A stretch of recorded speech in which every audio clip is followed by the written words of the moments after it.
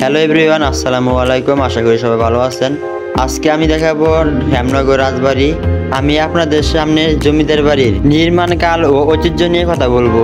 হেমচন্দ্র চৌধুরী 1890 সালে হেমনগর রাজপ্রাসাদ নির্মাণ করে। উঁচু ও প্রসঙ্গ দেওয়ালে ঘেরা বাড়ির ভেতরে সুপেয় পানির জন্য একাধিক কূপ খনন করা হয়েছিল।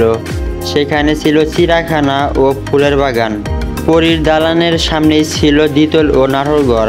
বাড়িটির ভেতরে ও সামনে রয়েছে পাকা ছান, ইট ও সরু কিট, বাঁধানো ঘাট সহ বিশাল পুকুর। পরীর দালানের আশেপাশে স্বজনদের জন্য ছানঘাট ও দিঘি ও পাকা বাড়িঘর নির্মাণ করা হয়েছিল।